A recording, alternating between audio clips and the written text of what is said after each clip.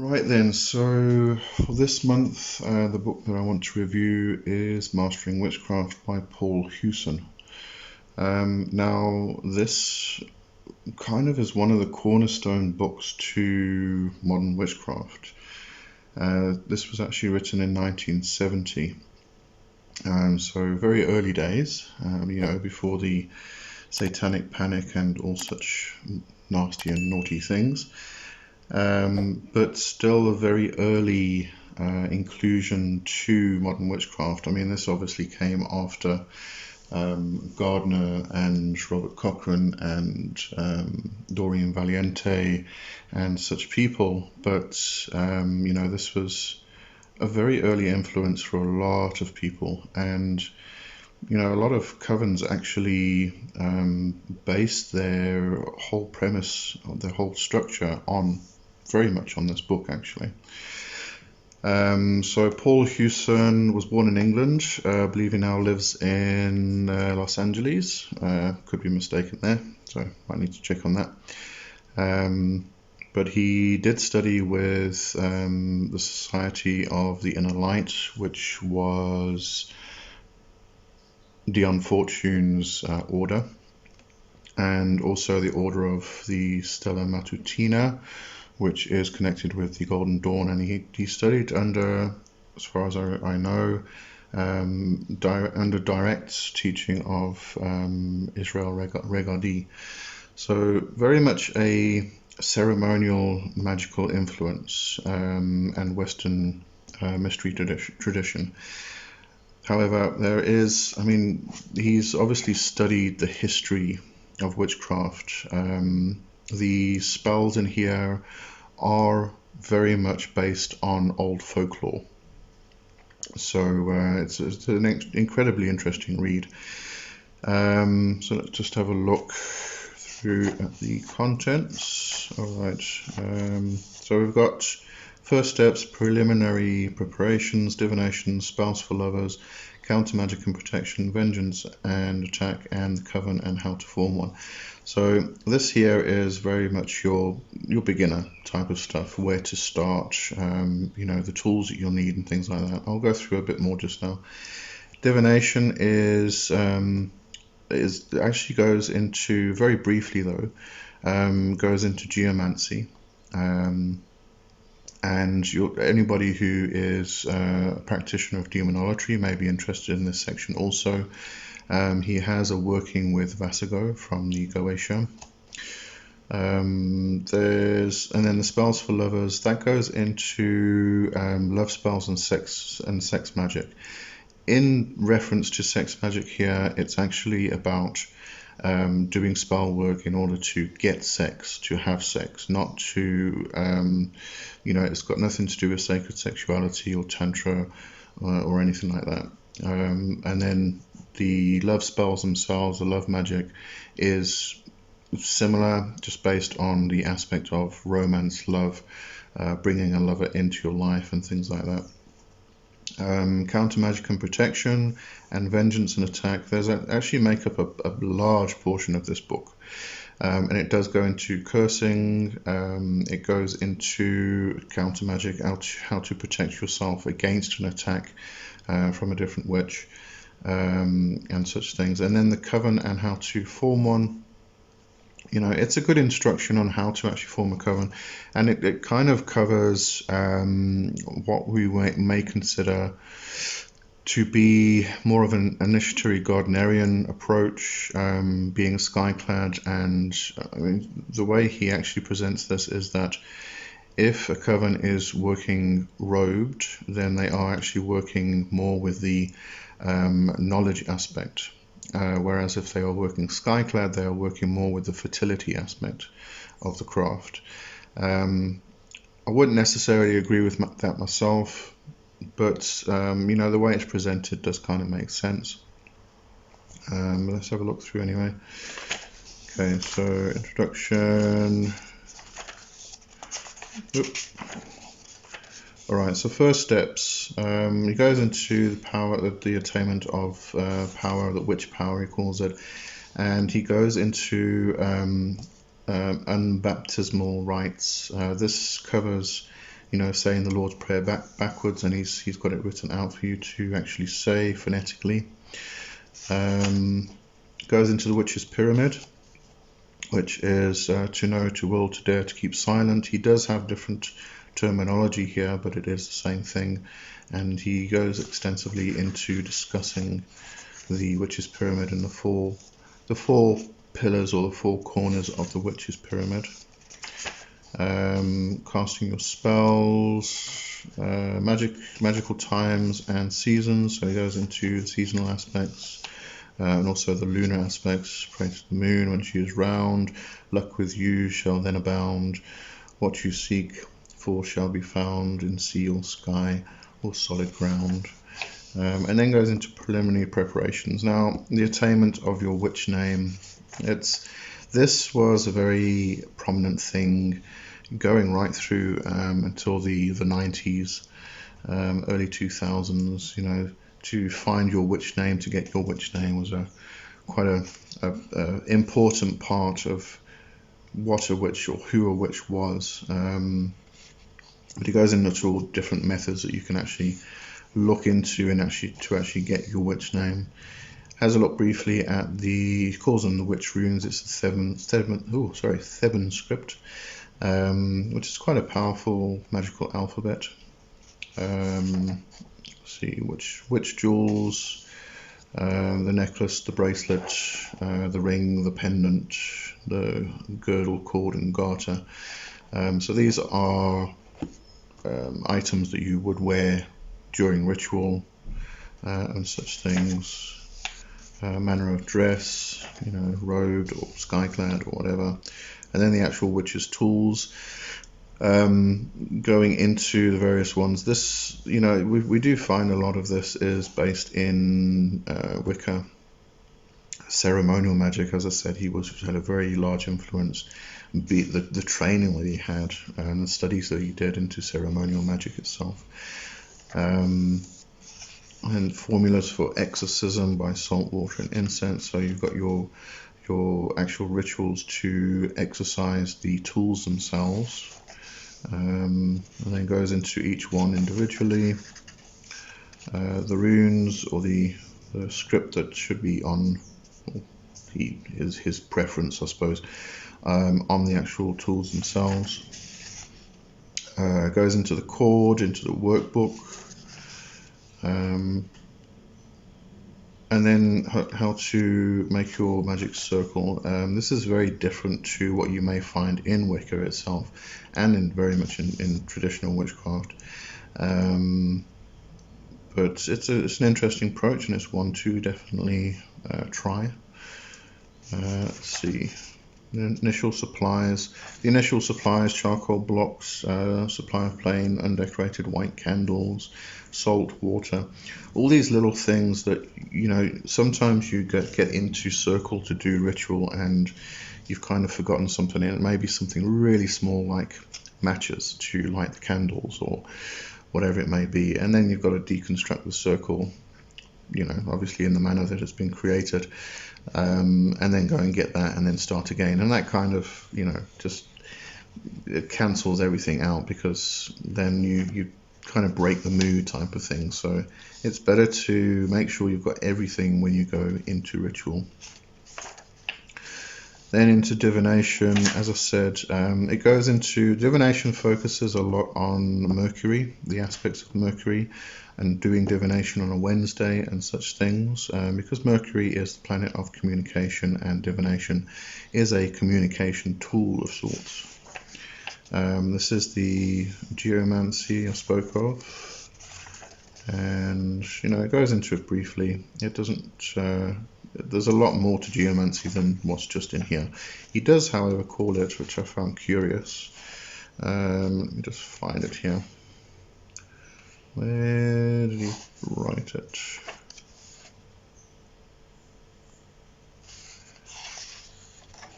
He called them runes, as far as I remember. I'd have to go through the whole thing again. Okay, not going to get to casting the runes. It's definitely different to They can, I suppose, they could be considered runes, but definitely not the Futhark or Futhark. Very different to that. In fact, that's not even mentioned in this book. Goes into the pendulum, how to use it, the wand of divination, the magical lamps, the showstone, so it goes into scrying, and here's the conjuration of Vasigo. So this is a particular method to conjure Vasigo in order to speak to Vasigo for divinational purposes, and it's not your typical grimoire type of approach. It's a very respectful approach, and this is one of the books I read very early on, and I think this is probably why I got such a respect for the demonic, for the Goetia and such things. There's a lot of names in here you're not going to recognize. I don't recognize them myself, by Satandar and Asentasa. He doesn't actually explain where these names come from, but these are, as I said, a lot of the actual charms in here are from folk magic. Dreaming, divination, necromancy. He goes into. Actually has a ritual for doing the necromantic divination. Each chapter actually, I think it's each chapter, but most of them, well, maybe not all of them, but most of them actually end with herbs and incenses. Mixes that you can use, the Vasigo conjuration incense, for instance, the necromancy incense. So he gives these recipes as well. Then, as I said, the spells for lovers goes into. I'm not going to go through this specifically, but goes into different older, the coriander spell and the periwinkle spell for gaining lovers, the willow spell, the apple spell. So, these are quite found in folklore and such. Goes into the sator spell, which is focused on attaining lovers with the Paternoster, and then how it's related to the sator square itself. I think a lot of people relate the sator square just to protection, but this was actually used for attaining a lover. It goes into the numerical equivalent of the sator square, so some information in here that you may not have found elsewhere. Okay, let's have a look through, and then, as I said, the second half of this chapter is, battling to turn the pages, is actually for sex magic. So that's this part here, the art of fascination, which is, that can be used not just for getting someone to have sex with you, but for fascination can be used for many things. There is a large focus on Kourninos in the sex magic part, and also in the cursing aspect. Invocation of the Horned One. See old charms. Echo Azarak, Echo Zomalak, Echo Kourninos, Echo Arada, Bagabi Laka, Bakabe, etc. etc. So all of the old charms that we used to use back in the day. Goes into puppet magic, called the puppet. So also very interesting. Let's have a look. And then here we go again. Filter herbs, necromancy incense. So we've got all of these the various formulas and recipes that we can use for the different things, for love spells and sex magic. And then again, counter magic and protection. So it goes into protecting the hearth and home, how to do counter magic on a witch that may be trying to attack you. Goes into Saturnian aspect here, obviously. Portable amulets, the witch's familiar. A great chapter or great section on the Mandragora and the Alruin, the Magistellus, and creation of the Magistellus itself, the actual ritual that you do for creating the Magistellus. which is the witch. It's a familiar in a sense. Magical defense. So look, what else do we have in here? Protection magic.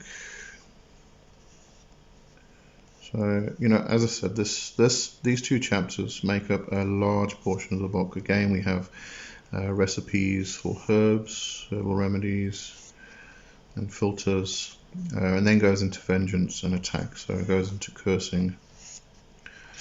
I don't want to go through every single page, but I am. Square of Mars, Mars obviously being the planet of war. Spell of the Black Cross and reversed pentagram. So, you know, there is a lot in here that can be gleaned and used for your own workings. There is a working for with Floros or Horus from the Goetia, specifically for let's just see. I think this was actually in conjunction with Kerninos. Ascending of 8. Okay, not quite sure, can't remember now. But, you know, definitely working with Floros or Horus. So we have this connection with Floros or Horus and Horus, the Egyptian god. You know, we also found this in Fulheim's articles. Storm raising. Okay, and then again, sachet powders, great. It has a look at graveyard dust, and the three different ways or types of graveyard dust, either purely dust or earth taken from a churchyard.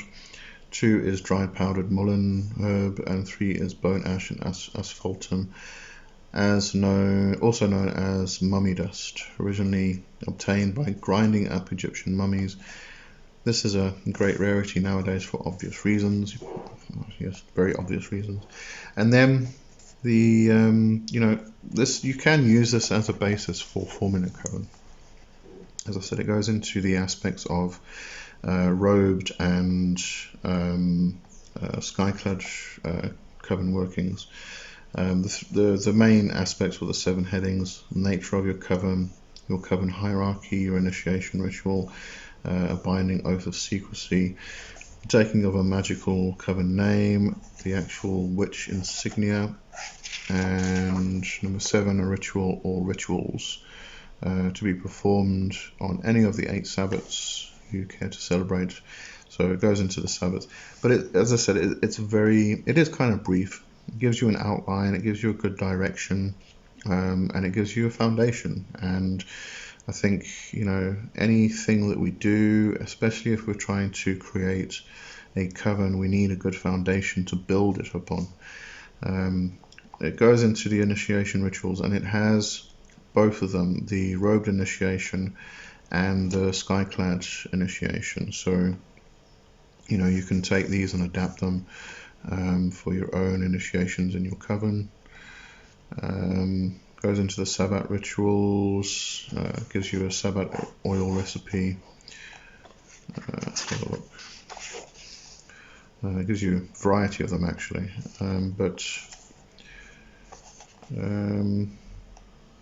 then goes into where's rest of it, the witch dances. This is the it discusses the spiral dance and the chain dance.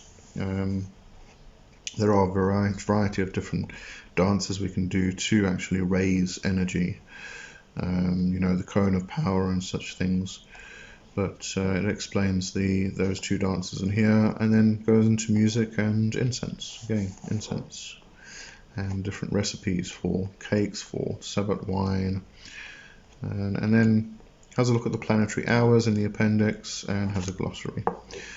Okay, and also has a very good bibliography at the back and split into different areas: historical background, the witch cult, relevant mythology, Kabbalistic magical practice, modern development. Obviously, you know, these books are going to be quite old because this book itself was written in 1970, so there won't be any modern references in the bibliography itself for obvious reasons. But these books are great for a foundation. Arcane Traditions, you know, goes into Blavatsky, and have a look at the Book of Enoch into Kabbalah, Mathers again, Kabbalah. So yeah, excellent book. You know, as I said, this is very much one of the foundational books of a lot of witches that were around in 80s, 90s, and even early 2000s. And it did go out of print, Authors Guild back in print edition. So this is it will be a link in the description, also at the top. If you click the eye icon, the info icon, you'll find it there, and it's this copy that you'll be buying if you want the paperback. I did have a look, and the hardcover was $100, but at least the paperbacks, I think it's $18, so it's a bit of a relief, I suppose. But yeah, fantastic book, brilliant. Definitely recommend getting your hands on this and adding it to your collection. It's one of those should-have books. All right. So that's it for this month, or the book review for this month, and I'll see you next time. Have a good one. Cheers for now.